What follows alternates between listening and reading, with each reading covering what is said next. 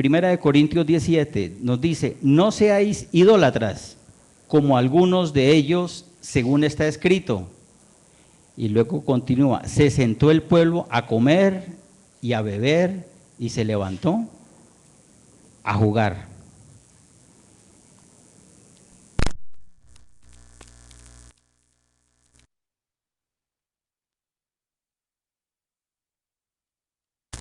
Cosas que no podemos evitar, ¿no? Vamos a Mateo 4:7. Todos nos acordamos del sermón de Jesús cuando es llevado al desierto. Cuando es llevado al desierto, el enemigo intenta tentarlo. Y en 4:7, en el capítulo 4, versículo 7, encontramos: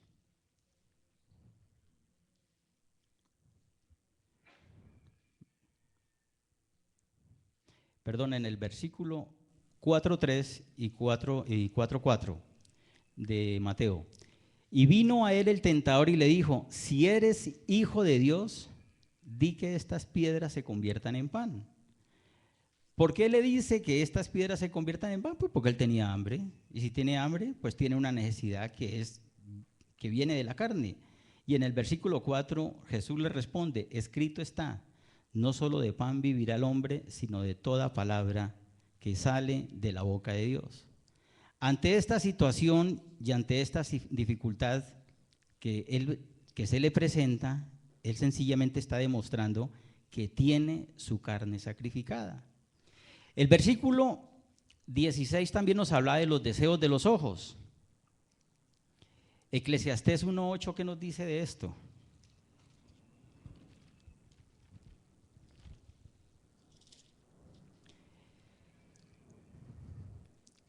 Eclesiastés 1:8: todas las cosas son fatigosas, mas de lo que el hombre puede expresar, nunca se sacia el ojo de ver, ni el oído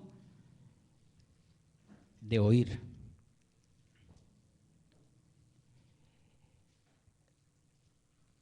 Nosotros estamos en el mundo y todo lo que nuestros ojos ven causa un deseo y causa una necesidad en nosotros. Y dependiendo de la firmeza que uno tenga en las enseñanzas de Cristo, uno sabe si eso que uno está viendo lo necesita o no lo necesita. En Juan 17:15, el Señor, en la oración que le dice al Padre: no te pido que los quites del mundo, sino que los guardes del maligno. ¿Y qué es guardarnos del maligno? Que sencillamente, con la potestad que nos fue dada, que lo tengamos en su sitio. Pero ¿cuáles son los deseos de los ojos? Todo lo que queremos tener y que ambicionamos que es de lo demás. La casa del vecino, el viaje que el vecino hizo, el auto del vecino,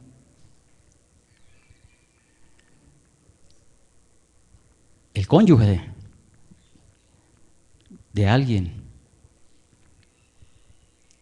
Cuando hablo de cónyuge es porque, como hoy día las cosas han llegado a ese límite. En una época decía: el hombre está mirando la esposa del otro. No, hoy día se dan casos es casi muy paralelo. Y dentro de la misma iglesia, hoy hablábamos de cuál es tu posición, cuál es el lugar que tienes dentro de la iglesia, dentro del cuerpo Cristo, para que unido a otro nosotros podamos, estando firmes, llevar los frutos al reino de los cielos. Pero no, nos agrada más la labor que está haciendo el hermano. Yo no sé por qué a él pusieron a trabajar con eso, si es que eso a mí me llega como anillo al dedo, ¿no? Nos encanta el ministerio del otro, ¿ya? Hay muchas personas que quieren ser pastores, no porque en su corazón tenga ese sentimiento y ese don colocado por Dios de cuidar, de proteger y de guiar al pueblo que Cristo le da, sino por la figuración. Y miremos, ¿por qué es codiciable? Todo esto que estamos hablando es codicia. Y la codicia ya sabemos a dónde nos lleva. Si hay una reunión social, entonces hay personas que les gusta que estas cosas sean exaltadas, ¿no? Entonces, pues llega el alcalde local. Vamos a hablar de una reunión de barrio. El policía, el comandante de la policía, etcétera. Pero llegó, mira, aquí llega en este momento el maestro de la escuela dominical. No rima, ¿no? Mire, en este momento se hace presente un evangelizador. No, tampoco. Se hace presente el pastor fulano de tal y saca pecho. Dice, ah, ya, ese soy yo, el pastor. Todo lo que codiciamos nosotros no lo estamos mirando porque lo necesitamos, sino porque queremos figurar ante los demás. Y por eso queremos tener cosas que no son nuestras y que no nos han sido dadas. Eva, Génesis 3:6, por favor. Miremos dónde comienza a complicarse todo.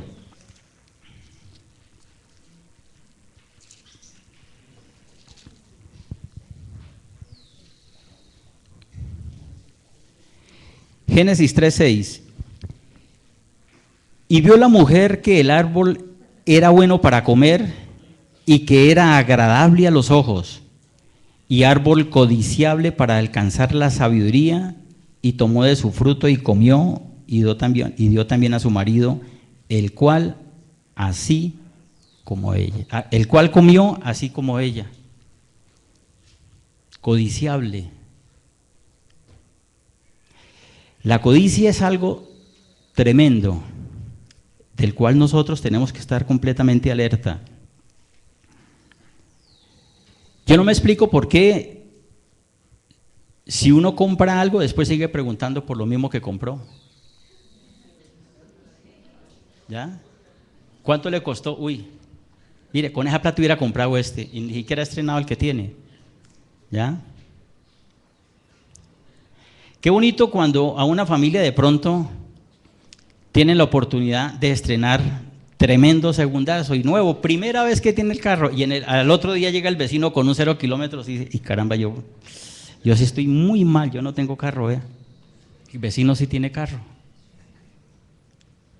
No mira lo que tiene, ni disfruta lo que tiene, está codiciando lo de al lado. La codicia es algo que hace tanto daño que nosotros tenemos que ser prudentes cuando hay niños en la casa, porque desde pequeños empieza la codicia. Le sirve a dos hermanos el plato de comida, inmediatamente uno de ellos, ¿y por qué la carne de él es más grande que la mía? Eso es codicia. Ni siquiera ha probado la de él. A lo mejor no sabemos si va a alcanzar a comerse completamente todo esto. Veíamos el caso de Eva, pero miremos a Mateo nuevamente, vamos a Mateo 4.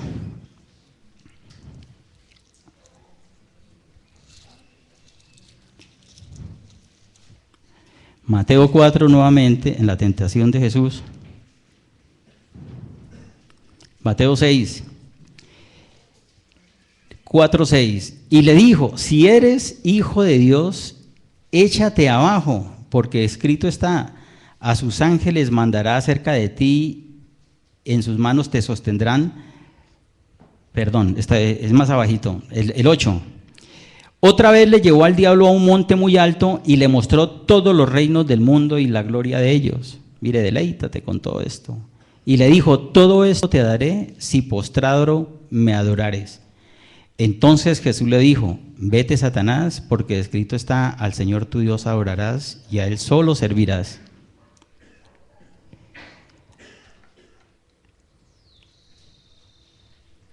Estamos viendo los dos casos. Cómo actúa un hombre que empieza a vivir en la carne frente a los deseos de los ojos, y cómo actuó Jesús siendo hombre que habías muerto a la carne y muerto a los deseos de los ojos, porque todo lo movía de una manera espiritual y sabía exactamente qué era lo que él tenía que hacer ya que había venido. Y esta enseñanza, cuando él comienza a hablar de la palabra de Dios, nos está diciendo casi que de una manera literal qué es lo que nosotros tenemos que hacer cuando enfrentemos una situación de estas, bien sea de la carne, bien sea de los ojos. Nos decía el versículo también que el mundo nos trae vanagloria de la vida. ¿Y cuál es la vanagloria de la vida? Aquí hablamos de jactancia, arrogancia, orgullo, soberbia, egoísmo, indiferencia. Estas cosas que estamos viendo ahí, que son parte de la vanagloria de la vida, lo podríamos encasillar y decir, esto es carácter. Porque esto se adquiere dentro de un hábitat, se adquiere dentro de un mundo, se adquiere dentro de un nivel social. Tristemente muchas veces lo traemos de cuna. En nuestra propia familia lo vemos por tradición, entonces algunos son arrogantes por tradición. O nunca hemos visto a alguna persona arrogante, sin un peso, pero viviendo de los pesos que tenía su abuelo, por ejemplo. Es que mi abuelo era el hombre más prestante de este pueblo. Y a lo mejor no tiene en ese momento o está sufriendo por el pago de los servicios. Estas partes nos las empieza a desarrollar ese invitado o intruso que se mete en nuestras vidas, en los negocios, en la popularidad. Es cuando queremos desarrollar una vida de éxito, porque cuando queremos ser exitosos y ser reconocidos por las cosas que hacemos, estamos entrando dentro de la arrogancia, el orgullo, la soberbia, el poder, el petular de lo que se tiene y de lo que no se tiene, o del estudio. ¿Usted sabe cuántos títulos tengo yo? No, ni idea, no. Que si me pusiera a contarle, así es que por favor escúcheme. Hay personas que piensan que la sabiduría viene ligada al estudio, ¿no? El estudio da conocimiento, la sabiduría solamente viene de Dios. Porque podríamos decir entonces que una persona que es analfabeta no es sabia, y estamos completamente equivocados, porque hay veces encontramos personas en el campo o en sitios, lugares de la ciudad, que a lo mejor nunca tuvieron la oportunidad de estudiar con una sabiduría que ven la vida de una manera tan diferente que le enseñan a uno, ¿ya? El mismo estudio de la palabra nos puede volver arrogantes cuando no hemos nacido de nuevo. ¿Y en qué sentido nos vuelve arrogantes? Sencillamente cuando creemos que somos los dueños de la verdad porque la estamos estudiando y menospreciamos al pecador. Al pecador lo miramos como alguien perdido, alguien que merece la muerte. Es interesante nomás ver las conversaciones que se pueden armar en torno a un proceso de desarme. Pero no es que sea interesante, lo triste es escuchar eso. Lo triste es escuchar personas que conocen la palabra de Dios frente a lo que puede ser un desarme. No, no hay desarme, mientras tanto no los hayan fusilado o condenados de por vida. Mire, los países que han tenido guerras, los países que han luchado para llegar a un armisticio y a un perdón, han llegado a eso, a una renuncia y a un perdón, y han cedido derechos para poder empezar a reconstruir una nueva sociedad. Mientras tanto, pues seguirán peleando, y seguirán peleando porque mientras no haya perdón, las cosas van a continuar hacia adelante. ¿Por qué, si conocemos la palabra, tenemos que ser despectivos con el que apenas la está empezando a conocer? ¿Ya? Le digo, no, pues que usted apenas lleva, ¿cuántos años lleva usted? En el cristianismo, no, 2 meses, no, usted tienes que aguantar, hermano. Mire, esto no es como en el ejército por tiempo. Esto es por entrega, esto es nacimiento de nuevo. Y a lo mejor esa persona de 2 meses me puede dar a mí sopa y seco. La palabra dice en 1 Corintios 8:1, el conocimiento envanece, mas el amor edifica. ¿Qué quiere decir eso? Que si nos centramos en que somos unos doctos en conocer la palabra de Dios, pero no tenemos amor, estamos envanecidos. ¿Y qué es envanecido? Envanecido es como estar viviendo en un mundo anterior. Volvamos con Jesús. ¿Se acuerdan cuando el leproso? Todos estudiamos muy bien hace un año al leproso, ¿cierto? ¿Qué hizo Jesús cuando se le arrimó el leproso? Lo tocó, ¿ya? Pero ¿qué decía en ese momento las costumbres y la ley? Que había que salir. No, él necesitaba eso. Y el tocarlo es una muestra real y natural de amor. ¿Qué necesitaba el leproso? Amor. ¿Qué necesita un pecador? Amor. Amor. ¿Nosotros qué necesitamos? Amor. Amor dentro de nosotros mismos, para nosotros seguirnos edificando. En esta parte de la vanagloria, volvamos a Mateo. Jesús nos sigue enseñando. Mateo 4, ahí sí, en el versículo 5 al 7.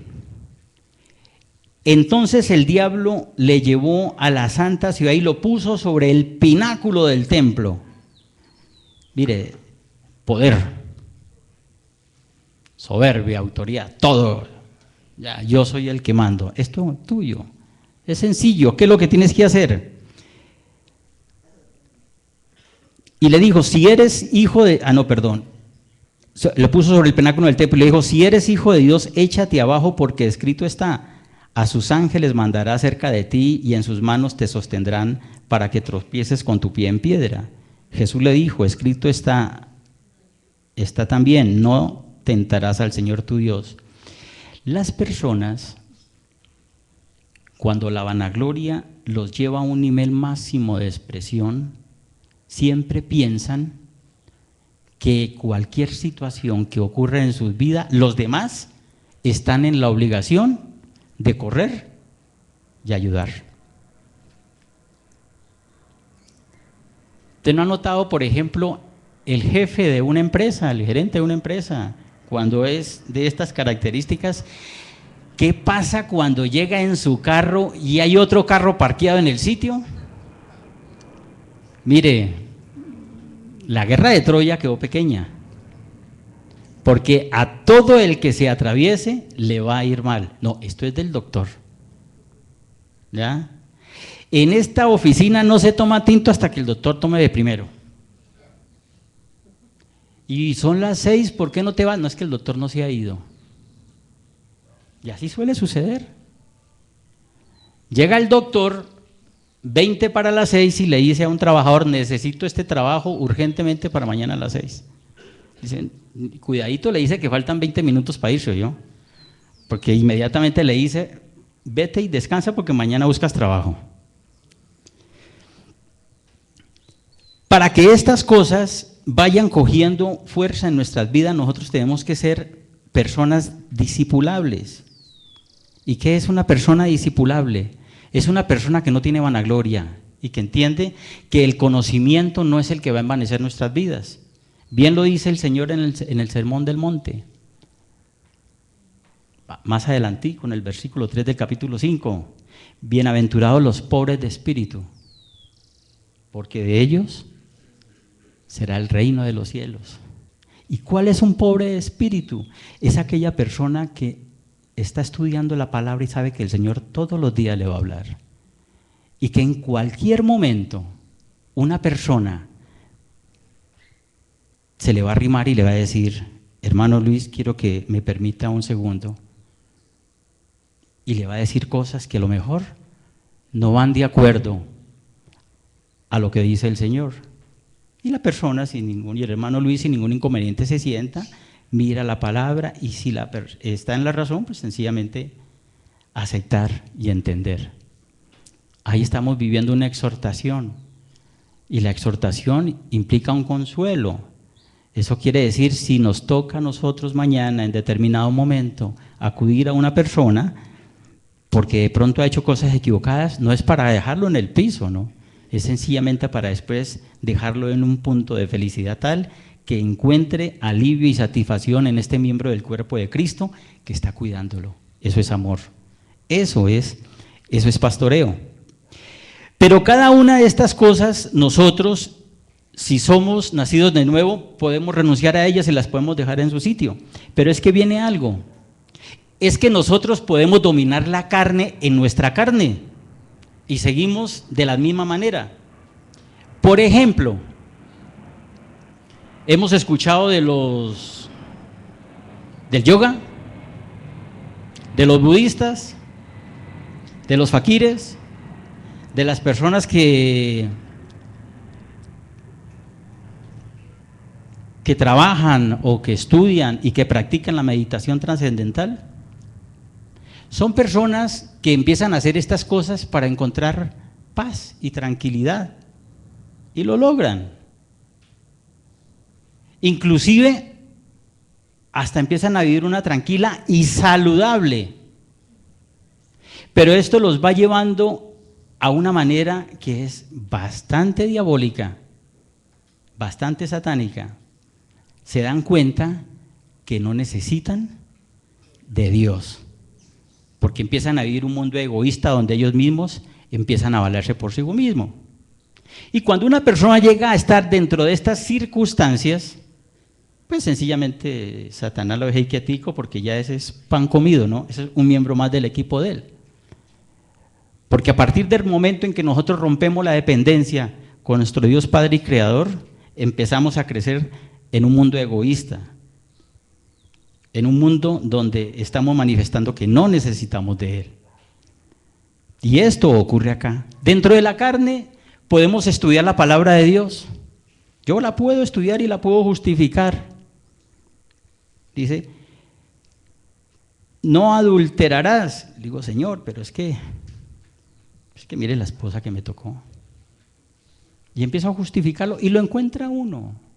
Mire, no son cosas que se estén diciendo, es que las hemos vivido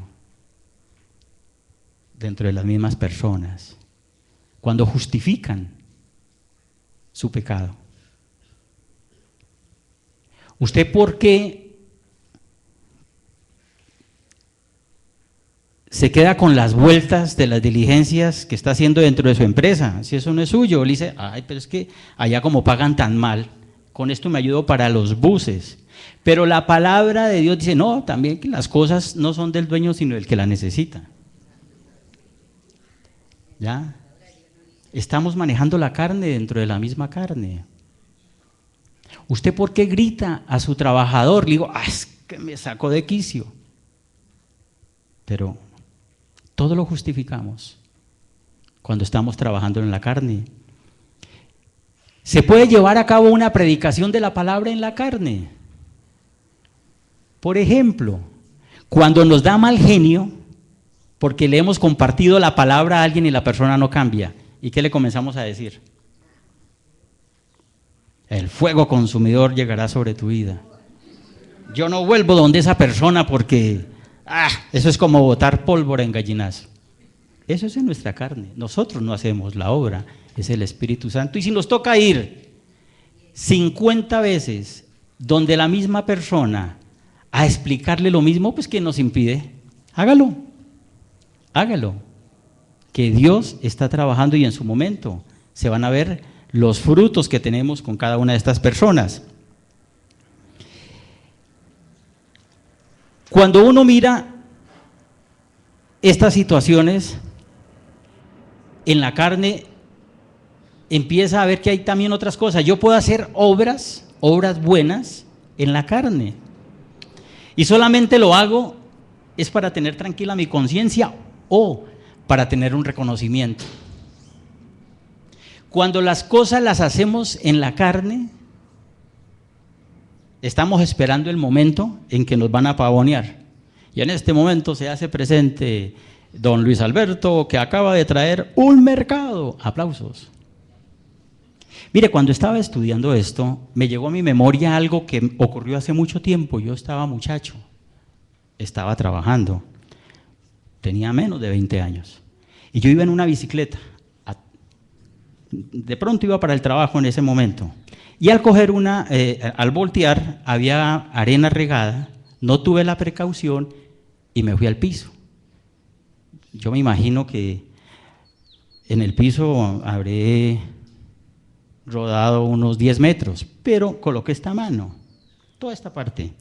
Yo aquí tengo las cicatrices en los dedos. La gente y alguien salió de un almacén, que yo estaba supremamente mal. Me cogieron, me echaron alcohol, me colocaron gasa, cogieron la bicicleta, la echaron en un carrán y me llevaron al hospital a que me hicieran las curaciones. Lindo ahí, ¿no es cierto? Todo perfecto, bien chévere. Un tiempo después, no sé, un mes y medio, yo iba caminando, ya no iba en bicicleta. 10 para las 8, yo iba a trabajar, entraba a las 8 en punto. Difícilmente yo llego tarde a una cita, y mucho más cuando estoy trabajando, porque eso es un acto de respeto con las demás personas. Llegarle tarde a una cita a una persona es irrespeto, punto. El tiempo de ellos no vale, el mío sí. Muchas veces de una manera jactanciosa, cuando tengo una cita con alguien y me llega muy tarde, yo le pido disculpa a la persona, le digo, uy, hermano, discúlpeme, usted es una persona tan ocupada que si yo haciéndole perder tiempo y colocándole citas aquí tan temprano. Porque como ese es el sentir de que las personas son ocupadas, uno no. Y me faltaban 10 minutos y salió esta persona que me recogió y me auxilió. Y me dijo, necesito que me haga un favor y vayas a tal dirección y lleves esto y te van a traer un paquete y lo traes. Más o menos entre ir y venir, esto ocurrió en la ciudad más bonita de Colombia, en Bugavalle, más o menos 30 minutos. O sea, no alcanzaba a llegar a tiempo. Yo le dije, no, yo no puedo ir ahorita, ¿por qué no hacemos una cosa? Yo voy a la oficina, me reporto y pido permiso y vengo y le hago su diligencia. Me dijo, no, es que tiene que ser ya. Le digo, no, no puedo, porque yo tengo que entrar a trabajar. ¿Y quién dijo miedo? Mire, así le paga el diablo al que bien le sirve. Yo hubiera dejado que se hubiera quedado ahí en el piso y que hubiera perdido esa mano, que este y que lo otro. Me fui. Desde esa época, el Señor me enseñó que cuando yo hiciera algo para alguien, lo hiciera con un amor, sin esperar nada a cambio. Y no era cristiano, pero él ya venía empezando a trabajar. Y entonces aquí nos viene una pregunta. ¿Se puede nacer de nuevo, mas no morir a la carne?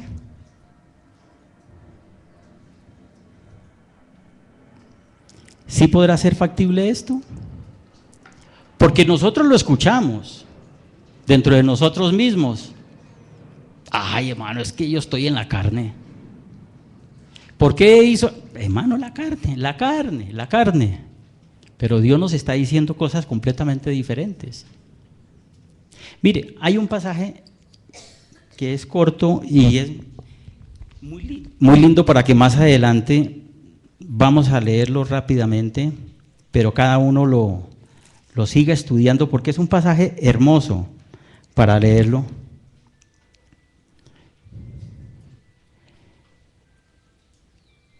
Gálatas 4, 21 al 31. Gálatas 4 nos dice: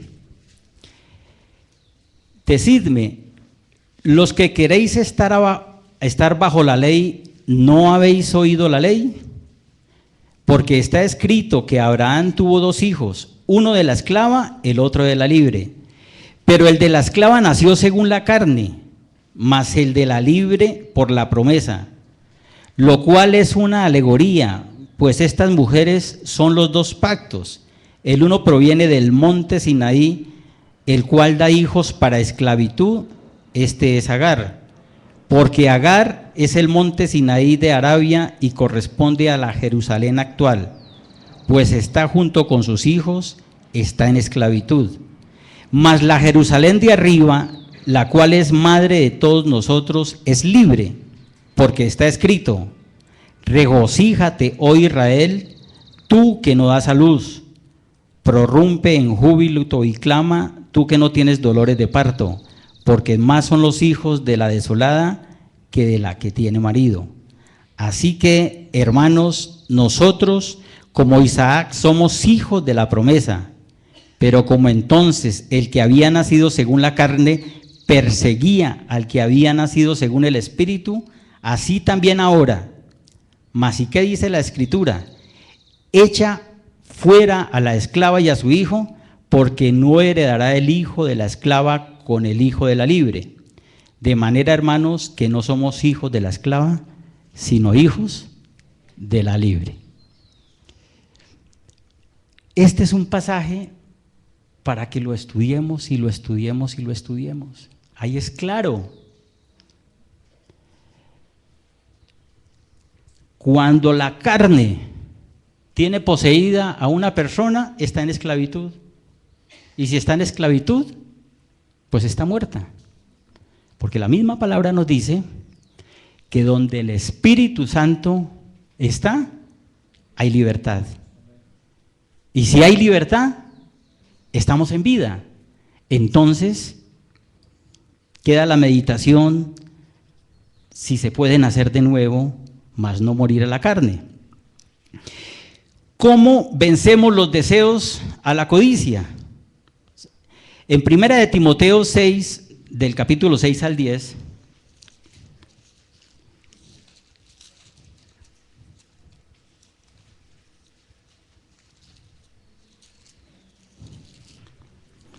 Primera de Timoteo 6, del capítulo 6 al 10, nos habla Pablo diciéndonos: pero gran ganancia es la piedad acompañada de contentamiento, porque nada hemos traído a este mundo y sin duda nada podremos sacar. Así que, teniendo sustento y abrigo, estemos contentos con esto, porque los que quieren enriquecerse caen en tentación y lazo en muchas codicias necias y dañosas que hunden a los hombres en destrucción y perdición. Porque raíz de todos los males es el amor al dinero, el cual codiciando algunos se extraviaron de la fe y fueron traspasados muchos dolores. Nos está diciendo que sencillamente nosotros aprendamos a vivir y a disfrutar lo que tenemos, haya mucho o haya poco. Que lo que tengamos para nosotros sea lo mejor y le demos el valor y la importancia que debe tener, y que nunca nos preocupemos por las cosas que no nos han llegado.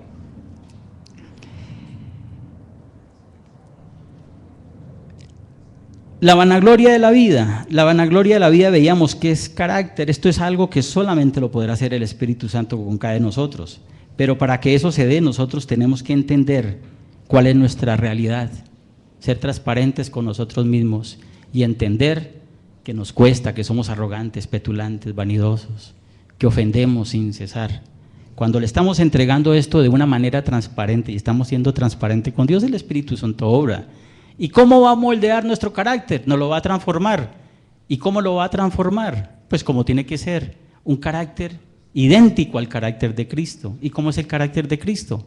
Manso y humilde.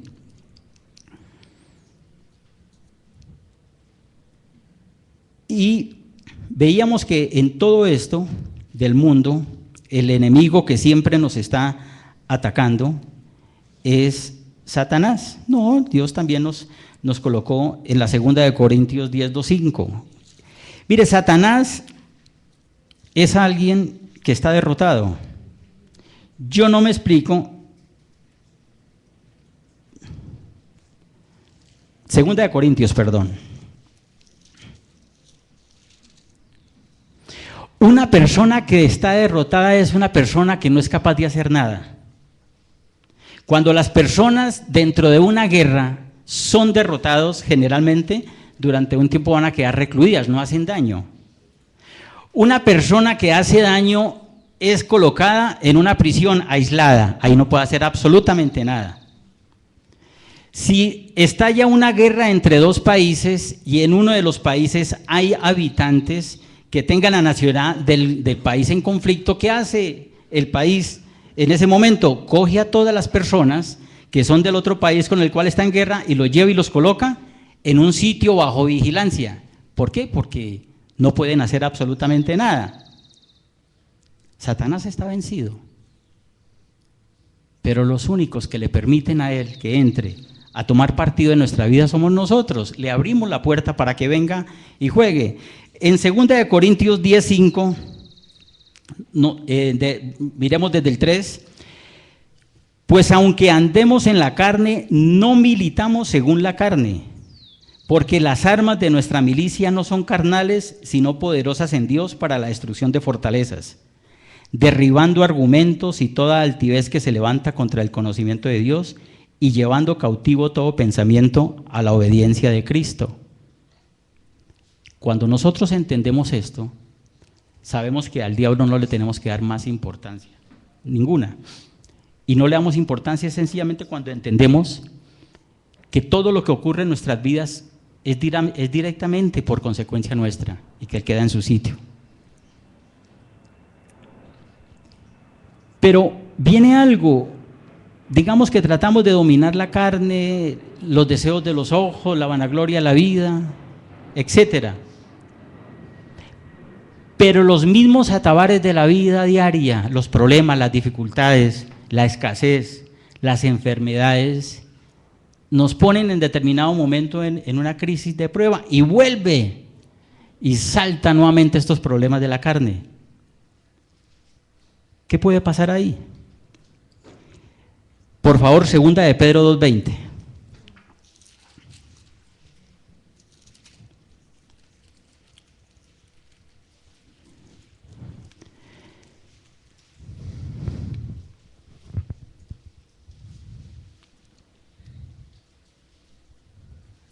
Segunda de Pedro 2:20 nos dice: ciertamente, si habiéndose ellos escapado de las contaminaciones del mundo, por el conocimiento del Señor y Salvador Jesucristo, enredándose otra vez en ellas son vencidos, su postrer estado viene a ser peor que el primero, porque mejor hubiera sido no haber conocido el camino de la justicia, que después de haberlo conocido volverse atrás del santo mandamiento que les fue dado.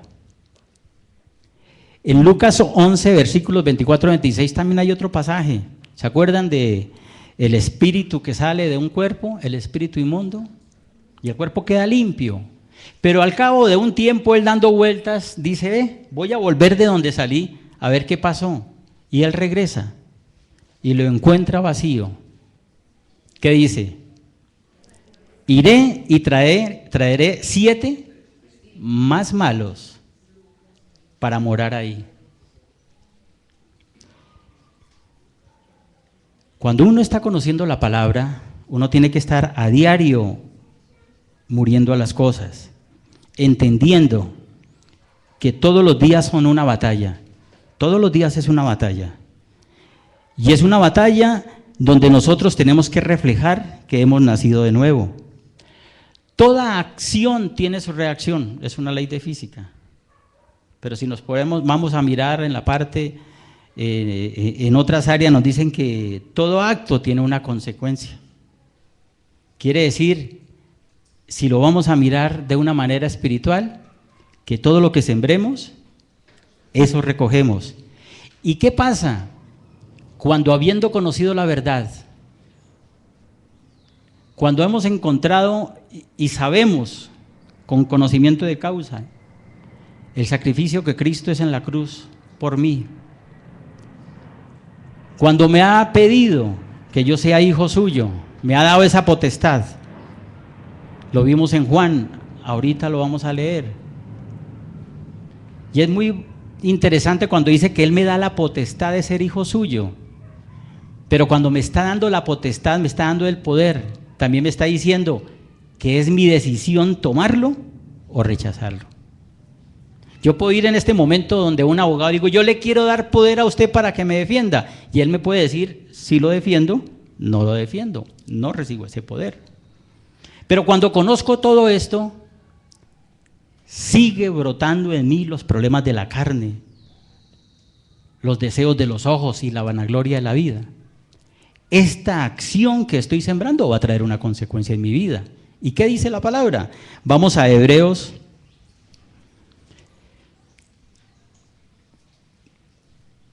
Hebreos 10, por favor, 10, 26.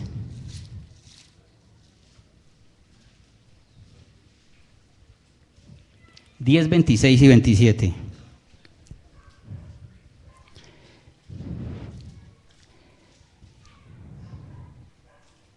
Porque si pecáremos voluntariamente después de haber recibido el conocimiento de la verdad, ya no queda más sacrificio por los pecados, sino una horrenda expectación de juicio y hervor de fuego que ha de devorar a los adversarios.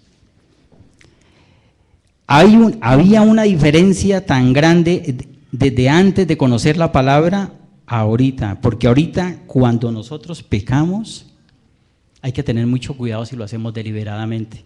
Y una manera deliberada de pecar, ¿cuál es? Cuando yo sé que con mi forma de hacer maltrato a la gente y lo sigo haciendo. Y la palabra me lo dice, porque el Espíritu me va a redarguir, me va a llamar la atención, pero yo no le hago caso. Ahí empezamos a tener una serie de dificultades.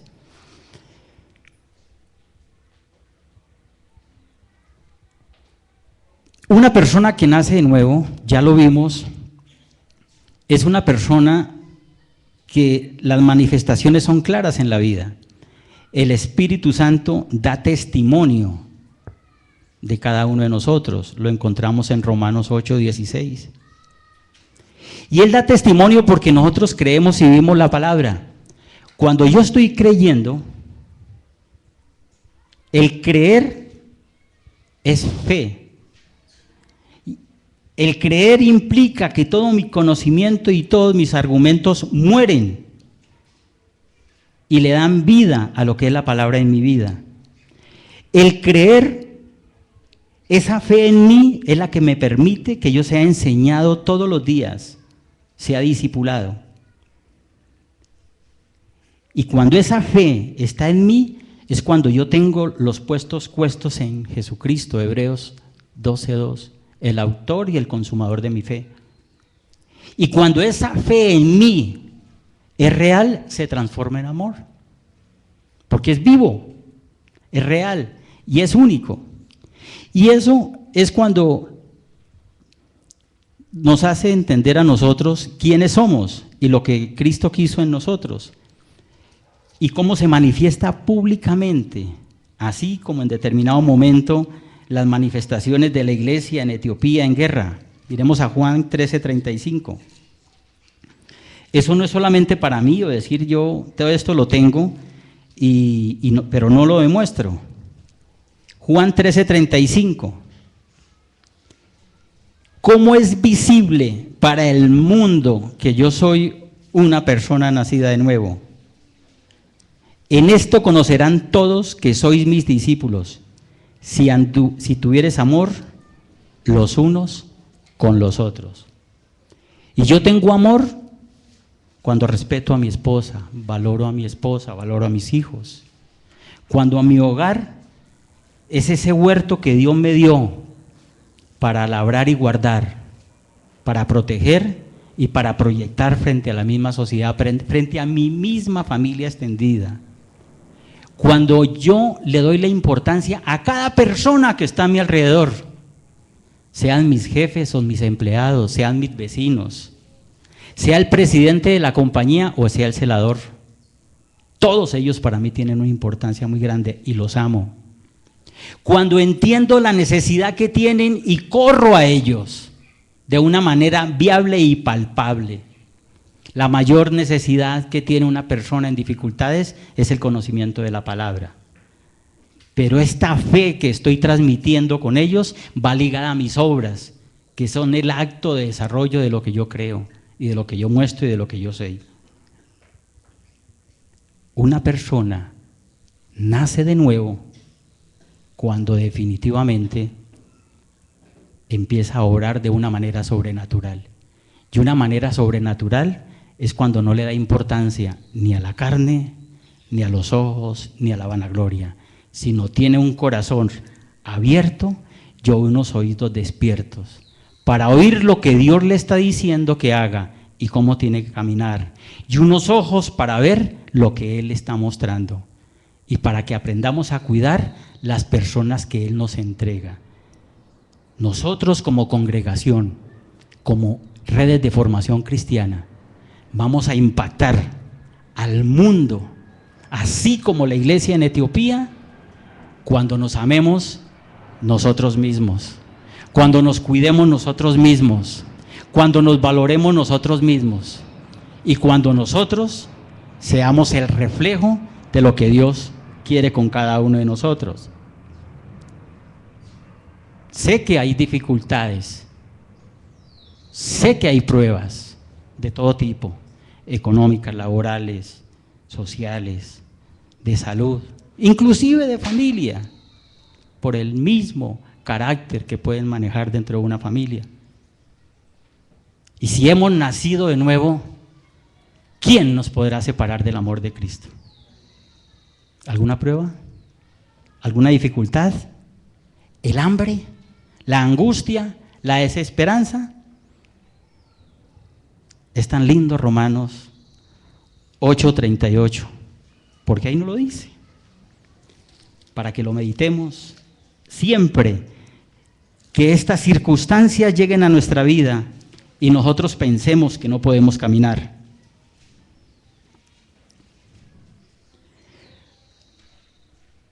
Por lo cual estoy seguro que ni la muerte, ni la vida, ni ángeles, ni principados, ni potestades, ni lo presente, ni lo porvenir, ni lo alto, ni lo profundo, ni ninguna otra cosa creada nos podrá separar del amor de Dios que es en Cristo Jesús, Señor nuestro.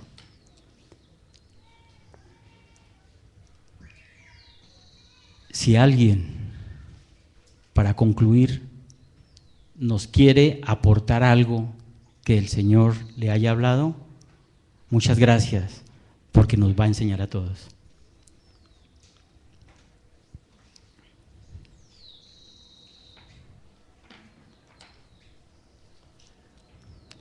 ¿Alguien quiere comentar algo?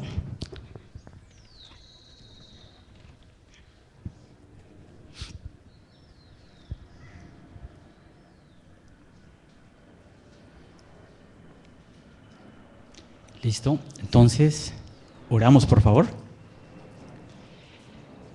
Padre Santo, gracias Señor por la palabra que tú hoy nos traes, Padre bendito.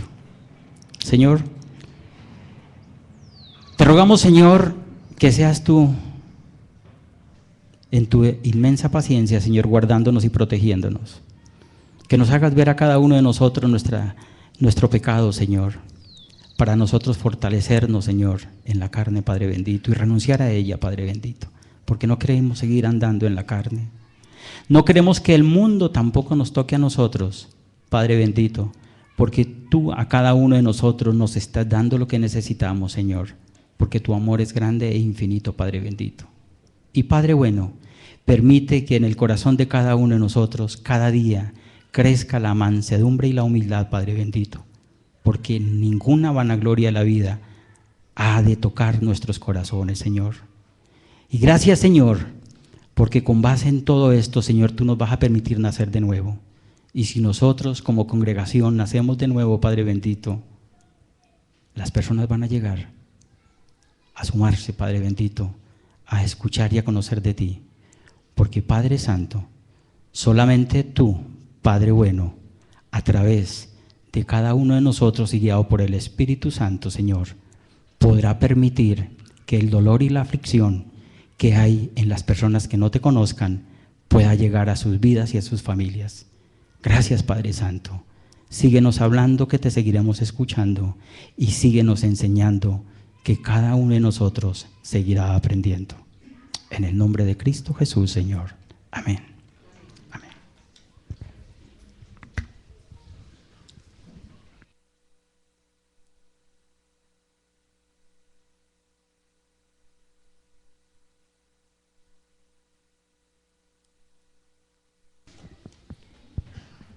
Yo veo que una persona que ha nacido de nuevo, por lo que dice la Escritura, es una persona que camina con Dios, El que camina con Dios hace las obras de Dios, es guiado por el Espíritu de Dios, y la vanidad de su mente, la vanidad de su cuerpo, porque algunos están cimentados sobre la vanidad de su cuerpo, ¿no? Por el aspecto físico, otros en la vanidad de su mente, por el conocimiento. Y quienes hemos nacido de nuevo, tenemos eso en segundo plano, o en tercero, o en el último plano. Lo más importante es el servicio a la comunidad, el servicio a la humanidad, el servicio a las personas, el entregarse, el vaciarse a una persona. O ustedes, va a sonar jocoso, pero tengo que decirlo así, ustedes se imaginan que el Señor Jesús estuviera en la cruz tratando de ver cómo se veía, si se veía bonito, no se veía bonito, y como para la historia, si estaba bien acomodadito en la cruz. ¿Será que él estaba preocupado de eso? ¿Será que estaba preocupado por el lugar donde vivía? La Escritura dice que él dijo: no tengo dónde recostar la cabeza. Pero aquí nos preocupamos si vivimos al norte o vivimos al sur. Puede parecer y sonar religioso, no interesa. Yo les animo a que escudriñen la palabra. Aquí en la Escritura está muy claro, a mí me parece que está muy claro. El carnal no ha nacido de nuevo, no ha nacido de nuevo todavía, necesita nacer de nuevo. ¿Cuál es la diferencia? El Espíritu Santo le va a guiar. El carnal no tiene el Espíritu Santo. El carnal perseguía al espiritual. ¿Leyeron en Gálatas? Lo perseguía. Entonces, es tiempo de reflexionar, es tiempo de volver a la palabra. Yo insisto en lo que siempre comparto con ustedes: lleguen a casa a estudiar. No crean a quienes nos paramos aquí. No crean lo que nosotros decimos. Crean lo que dice la Escritura. Y hoy hemos tenido dos mensajes. El primero en el estudio de la alabanza. Me gustó esa palabra, ¿no? Estudio de la alabanza. Porque es estudiar con música. Y eso se oye tan bonito, poder estudiar un momento y después levantarse y adorar a Dios con entendimiento. Ambas enseñanzas de lo que Dios nos dice en la Escritura es bien sencillo, hijos, muy sencillo.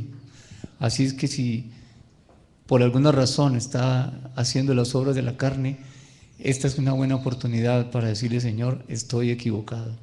Señor, perdóname, o estoy equivocada, perdóname. Para mí es más importante el dinero, la posesión, el cuerpo, el alimento. Para mí eso ha sido lo más importante en la vida, Señor. Esta palabra de hoy, la mañana y la de este momento, nos enseña que eso no es lo más importante. Que hay dificultades, sí, pero el nacer de nuevo nos da la maravillosa oportunidad de caminar en la vida cristiana y en medio de las dificultades experimentar la paz de Dios. Bien, gracias a Dios por este tiempo. ¿Alguien necesita un sobre?